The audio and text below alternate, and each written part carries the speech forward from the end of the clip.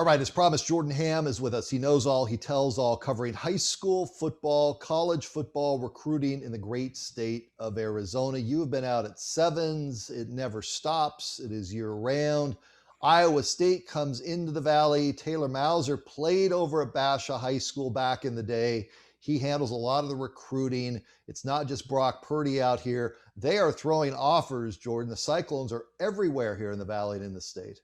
Yeah, you're right. It's not just Brock Purdy. They got Eli Sanders in the last cycle. Joey Ramos was an offensive lineman on that Fiesta Bowl team this past year. They're making a statement, and they're not messing around with some of these young players because there's a talented bunch over specifically at Basha. They threw out 5 offers this week, 4 of them to Basha underclassmen. And it starts with DeMond Williams Jr., the very talented quarterback. We're seeing him pick up offers throughout the Pac-12, Power 5 offers coming in.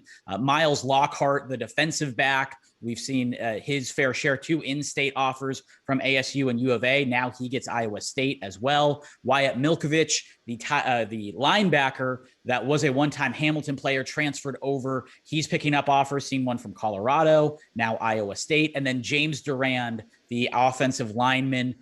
This is his first Power 5 offer. Lance Holtzclaw as well over at Desert Ridge also picks up an offer from Oregon State. He is continuing to blow up. He's going to be in the front 7 on a defense. A super athlete, was killing it in sevens, but can also play in that front 7 and get really physical as well.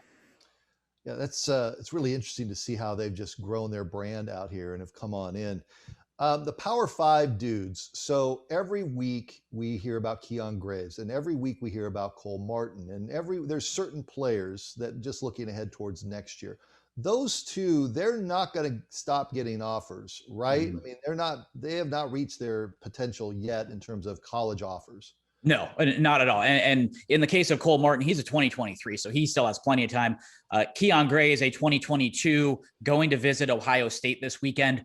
Ohio State, I think, is very much in the driver's seat. There are some big-time programs still going after Grays, specifically Oregon.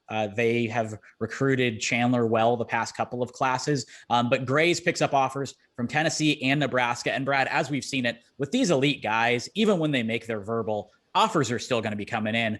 Schools are still going to be recruiting these guys, but that's not going to slow down a college coach trying to get an elite talent like Grays or like Martin. Other Power 5 dudes, you've got a few names on your list you want to get to. Yeah, and Morton also picked up this week a big offer from Notre Dame. He's continuing to really go down that list. Jackson Bowers, though, tight end over at Mountain View, 2023. I watched him with the D1 Elite team the past couple of weekends, and he was really, really impressive. Picks up offers from ASU, BYU, and Cal. And we know ASU trying to revamp that tight end position under Zach Hill. He's very intrigued by that.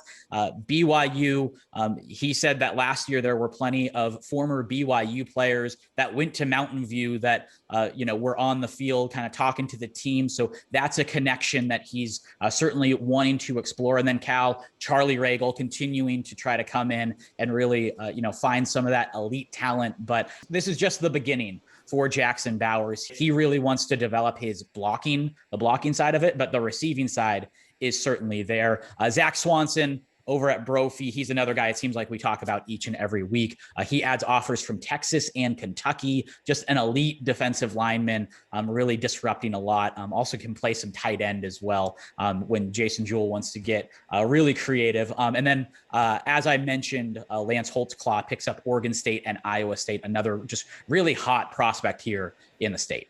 Before I get you out of here, any names you want to make sure you get on out?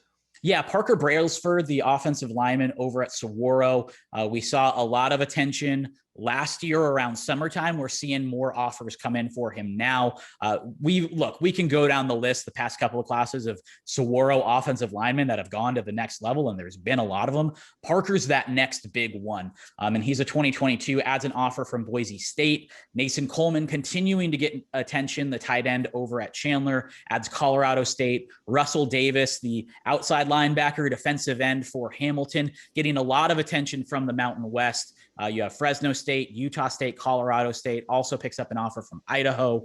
Idaho continuing to really make their presence known. Andrew Morris, linebacker, wide receiver over at Mesquite, was able to talk to him this past week. Things have been going slow for him. He's another one that has said, coaches really want to see me in person and see how I've developed. But this was a guy that was barely off the field for the state championship Mesquite Wildcats, and just made plays left and right. So this is a guy that certainly can play at the next level, and I think he's going to find a home. It's just been a little bit slower, I think, than he's anticipated.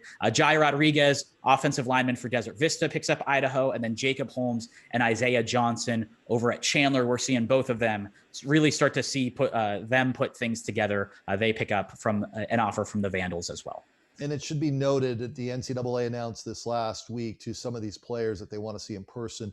NCAA not going to allow coaches now on campus until May 30th. They just keep back and pushing back and pushing back. Jordan Ham, he knows all. He tells all every week on the Recruiting Roundup.